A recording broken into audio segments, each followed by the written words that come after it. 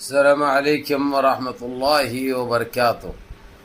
عزیزان ملت اسلامیہ، آپ تمام امتی کو ابو فصل کی طرف سے سلام عرض ہے۔ گھر میں بڑی پردہ نشین عزت دار ماں اور بہنوں کو ابو فصل کی طرف سے سلام عرض ہے۔ بہرحال اللہ سے امید ہے آپ لوگ خیریت سے ہوں گے، اللہ کی حفاظت میں ہوں گے۔ عین ملونوں کی ملامت سے، ان فرقہ پرستوں کی فرقہ پرستی سے، ان درندوں کی درندگی سے، ان مابلنچروں کی مابلنچنگ سے، ان بلاتکاروں کی بلاتکاری سے محفوظ ہوں گے۔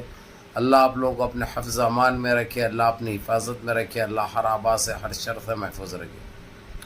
بہرحال کیف دیش کے حالات سے بھی آپ لوگ واقف ہیں اور دیش کے باہر کے حالات سے بھی آپ لوگ وجہ واقف ہیں، لیکن دیش کی ایک خبر سناؤں گا جو کہ ہمارے پرانے چیف جسٹس اور نئے جسٹس کے درمیان جو چل رہی ہے۔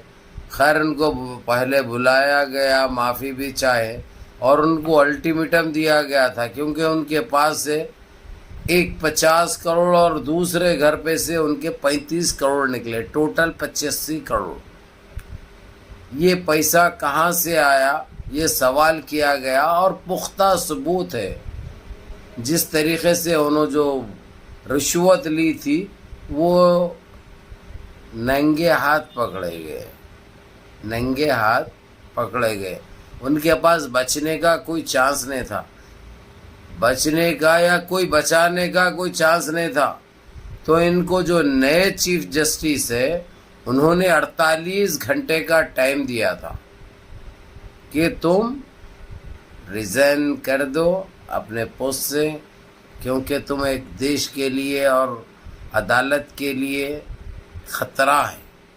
جو تم سرکار کا ساتھ دیے ان کی غلط نیتیوں پر، غلط فیصلوں پر، غلط سوچ پر، یہ سارے چیزیں تمہارے سامنے آ چکے ہیں، لیکن اس کے باوجود پھر بھی ہم تم کو ایک عزت سے وہ رہیں کہ 48 گھنٹے کے اندر ریزائن لکھ دینا۔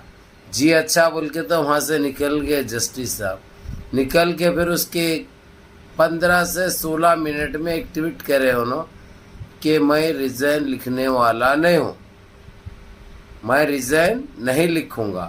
تب ان کے اوپر FIR بھی ہو چکی ہے، اب ان کو ہو سکتا سلاخوں کے پیچھے بھی بھیجا جائے گا، اور ان سے یہ قبلایا بھی جائے گا کہ اس میں ہمارے پہلے نمبر کا اور دوسرے نمبر کا کتنا ذمہ دار ہے، کیونکہ وہ دونوں تو شامل ہے۔ اس کے جو فیصلے تھے وہ دیش کے لیے بڑے خطرہ تھا بھائی، وہ ایک ہو گیا۔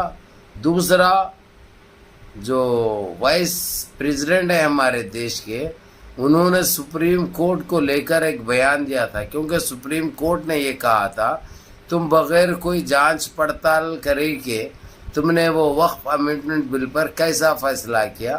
یہ صدر جمہوریہ کو بھی یہ چیز دیکھنی چاہیے، اور اتنا جلدی فیصلہ دینا یا سائن کرنا یہ اختیار نہیں ہے تم کو۔ تم ایک صدر جمہوریہ ہے، تم جو ہے سو جو سرکار چل رہی ہے غلط فیصلے بھی کر رہی ہے، تو یہ دیکھ کر تم نے اس کو کلین چٹ کیوں دی؟ یہ سوال کیا گیا تو بوڑھا بڑا بھٹک گیا تھا، وہ بڑا بھڑک گیا تھا، وہ بھٹک گیا تھا، بھڑک گیا تھا، ایک ہی لفظ ہے، وہ طول الگ ہے، بس معنی الگ نکلتے ہیں اس کے۔ تو انہوں نے سپریم کورٹ کو چیلنج کر دیا تھا، بول دیا تھا کہ جو ہے سو تمہارے کو کوئی اختیار نہیں ہے دیش کے پریزیڈنٹ کے بارے میں بات کریں۔ ارے وہ بھی تو دیش کی عالمی عدالت ہے، وہ اس کو بھی تو دیش کا سپریمو کہا جاتا ہے، چیف جسٹس ہے وہ، اس کو پوری اختیارات ہے۔ تو خیر انہوں تو وائس پریزیڈنٹ تو خیر معافی چاہ لیں گے، ان کو معافی چاہ کے انہوں کو جو ہے سو رونا آ گیا، ان کو ایسا ہاتھ جوڑ کے جو ہے سو حاضر ہو گئے عدالت کے سامنے۔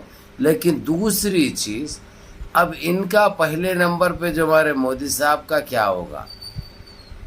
انہوں بھی بڑا بلبل آ رہے، بڑا گڑ گڑ آ رہے، بڑا ان کی اوقات بھی ان کو دکھائی جائے۔ دیکھو بھائی، عدالت کے سامنے کوئی بھی نہیں، یہ آتے ہیں چاہے پرائم منسٹر ہو، چاہے چیف منسٹر ہو، چاہے پریزیڈنٹ ہو، ان کی ایک میعاد رہتی، 5 سال میں جو ہے سو پھر الیکشن ہوتا ہے۔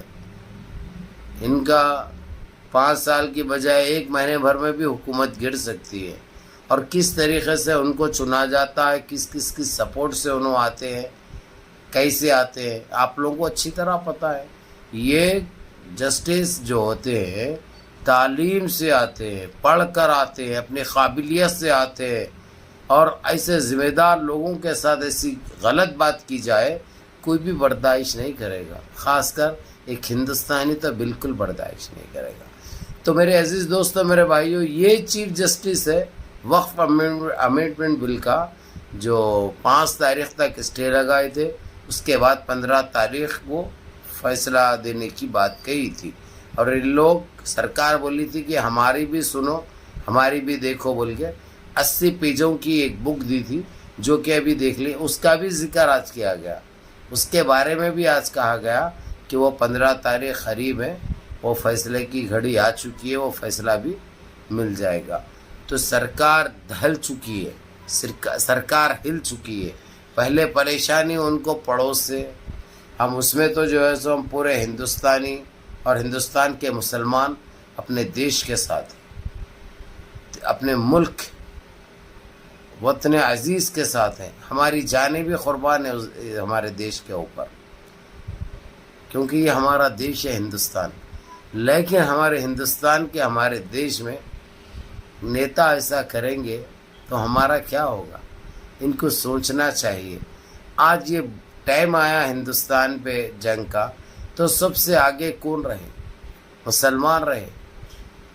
جو سب سے پہلے پاکستان پہ پرسوں جا کے جو 9 تاریخ کے دن, جو 7 تاریخ کے دن رات میں جو اٹیک ہوا, جو آتنکی ٹھکانوں پر جو حملہ کیا گیا, جو مسعود اظہر کے 14 گھر والوں کو ختم نست نابود کیا گیا, وہ ایک مسلمان لیڈی تھی, صوفیہ قریشی جس کا نام ہے, جو آج ساری دنیا سلوٹ کر رہی. اس کو کتنا کامیاب آپریشن کیا اس نے سندور کے نام سے. لیکن ان پاکھنڈیوں کے دماغ میں کیا آ جاتا ہے, جو ہم کو سرٹیفکیٹ ہم سے مانگتے ہیں, حب الوطنی ہم سے زیادہ اور کون کرے گا. لیکن خیر چلو جانے دو, یہ چیزیں الگ ہے. لیکن آپ لوگوں کو یہ بتا دوں میں, جس طریقے سے جو غلط فیصلے کیے گئے, جو جسٹس خود رنگے ہاتھ پکڑے گئے, اب رنگے ہاتھ پکڑے گئے, میں تو ننگے ہاتھ بولوں گا لیکن وہ ہے جملہ رنگے ہاتھ پکڑے گئے. اب ان کو بچنے کا کوئی چانس نہیں ہے, بچنے کا, کیونکہ چیف جسٹس جو CGI جو ابھی جو نئے جو بیٹھے ہیں وہ نہایت ہی ایماندار ہے, نہایت ہی دلیر ہے, نہایت ہی بہادر ہے, اور برابر انہوں سب کو لے کے چلنا جانتے ہیں. اور سرکار کیا کر رہی ہے ان کی پہلی نظر ہے, وہ خود ان کے الفاظ ہے.